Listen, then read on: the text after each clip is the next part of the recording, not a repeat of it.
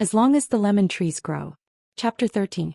When I finish my shift, I find Keenan standing beside the front door, fiddling with his camera with a concentrated look on his face. I stop in my tracks to admire it. An expression that isn't lined with worry or pain or shame. One that reminds me of late spring afternoons. Something about the way he stands there so casually in his wool sweater creates that aching feeling in my stomach for the might life that was robbed from me. From us. In that life I'd train here and he'd be waiting for me on the steps of the hospital, doodling in his sketchbook. He'd treat me to buza at al-halabi desserts and tell me about the quaint Japanese town he wants us to move to. He'd teach me a few Japanese characters, chuckling at my awkward pronunciation. But he'd be patient until I said them right, beaming proudly at me. He'd quiz me on my next pharmacology exam. But we'd quickly get distracted, falling into another conversation. I'd tell him about the stories I have in my mind that are inspired by Studio Ghibli. That I, too, find little bits of magic in our world and amplify them in my stories. "Hey," I say, and he jumps but smiles when he sees me. "Is something wrong? Do you need anything?" "No, I'm okay." "Are you done with your shift?" "Yes." "Good." He straightens and I have to tilt my head back a bit to look him in the eyes. "I'm taking you home." "Oh my God. You don't have to do that." He shakes his head. "It's fine. You don't have to keep paying me back for saving Llama. Taking me home means you're spending more time outside. As a target." My palms start sweating with the way he's staring at me. It's as if he's tuned everyone out and I'm the only one here.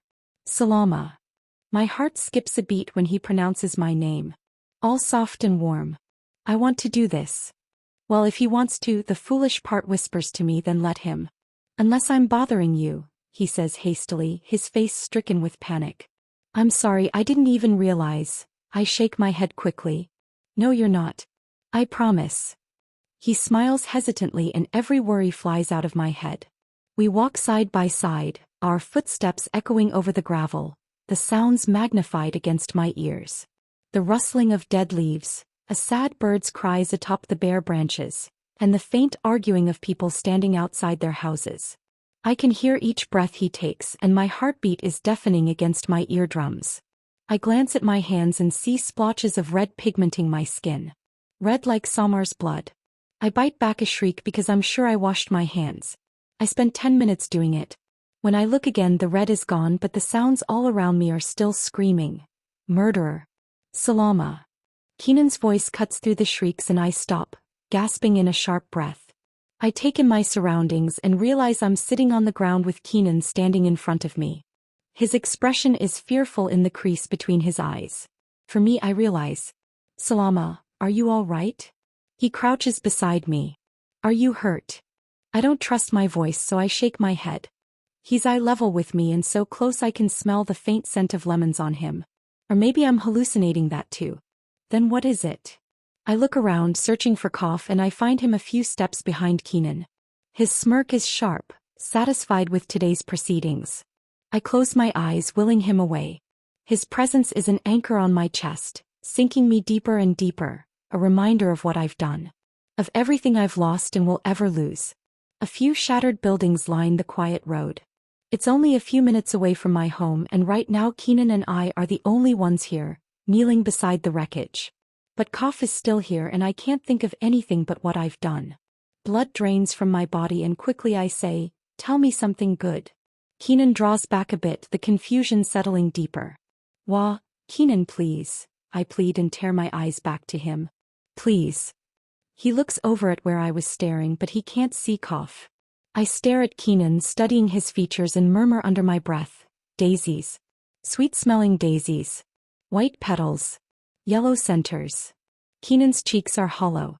It's a sign of malnourishment, but I'm sure that even if he were a healthy weight, those cheekbones would look like they could cut me if I touched them. He glances back at me and I can see him fighting with himself not to ask the million questions teetering on his tongue. Finally, he takes a deep breath and says, "My favorite Studio Ghibli movie is Castle in the Sky. It made me see the world differently. There is so much magic in it, Salama. A boy with a dream to see a floating island. A girl who's the last of her people. How both these children are able to save the world from a power-hungry man's evil ambitions. It has robots and a magical amulet and one of the best ending theme songs ever. He laughs quietly, lost in his own words. My breath slows and I listen to what he's saying.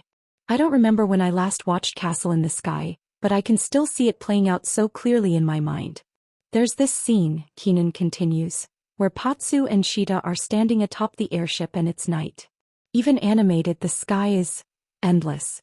And they talk about their fears and how a series of unfortunate events made them meet. I was only 10 years old when I first watched it, but that scene hit me like no other. This was a story about kids the same age I was, who were scared but still doing the right thing. Made me want to be brave too. Made me want to tell my own stories. Create my own worlds.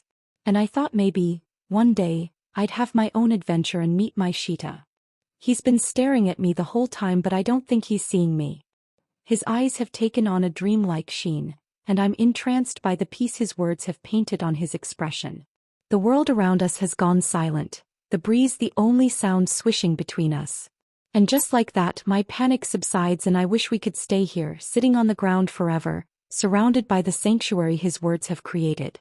But then his gaze sharpens, and when he finally sees me, his cheeks are as pink as carnations. He's paler than I am and not very good at hiding his expressions. He clears his throat and the spell is broken.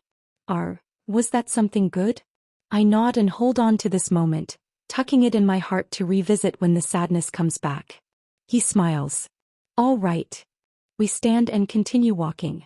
I'm thankful he doesn't ask what happened, but it doesn't feel right to stay silent. Did you get what you need? I nod toward his camera. Oh yes. I recorded the sniper victims, and there was one family who didn't want their faces blurred. They want the truth to be blazing. My stomach feels hollow. He did record the sniper victims.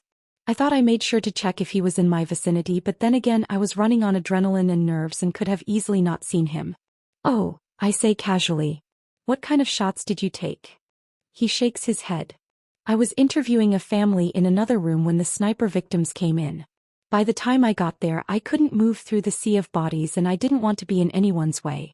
The closest to me was Dr. Ziad, so I recorded him and his patient. My chest expands with relief, but guilt sours every breath I take. But I saw you save that girl's life, he says in awe. I looked up and saw you stitching her neck. The bullet went straight through, right? I try not to falter. Yes. My home is around the next corner, 10 feet away. You saved her father's life by saving hers, he says, thankfully not catching on to the shame I'm trying to erase from my expression. But there's something in his tone that makes me glance at him, and when I do, he looks almost terrified. It vanishes as our eyes meet and he smiles his kind smile. You're amazing. The compliment tastes like cyanide in my mouth and I swallow the tears. God, I don't deserve this. I don't deserve his kindness or his dreams. We're here, he says, and my blue door comes into view. I take out my keys, hands shaking a bit. Hey, listen, he says, and I look up at him, quickly blanking my face. I remember you mentioning Layla is 7 months pregnant, right? Yes, I say slowly. He runs a hand through his hair, looking suddenly bashful. I know we met yesterday, but I'd like to believe in an alternate universe where this, he gestures between us, would have worked out spectacularly. If there's anything you or she need, please tell me. My eyelashes flutter. When I don't say anything, he continues, more flustered than ever. Especially because, there could be snipers or something and Layla shouldn't be getting groceries in her condition. And neither should you, thank you, I interrupt, and he lets out a relieved sigh. But Layla doesn't leave the house anyway. He frowns. Is she all right? I nod, fidgeting with the keys. We had a close call with a sniper last October.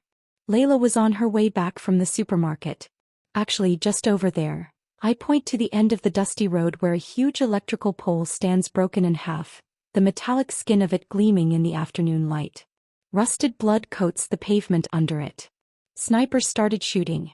She wasn't the only one there. 3 women and 1 man died that day. Layla and 1 other child were the only survivors. She hid under a stray chunk of debris until it was safe. I take a deep breath. The terror I felt that day when I heard there was a military sniper in our neighborhood was unparalleled. I had run back home, not a care in the world for my safety. All I could hear was Hamza's plea replaying in my brain like a broken cassette. His voice beseeching me to save his wife. I arrived to find the aftermath of blood trickling down the streets between the glass shards and rubble. The martyrs had been carried away to the graveyard.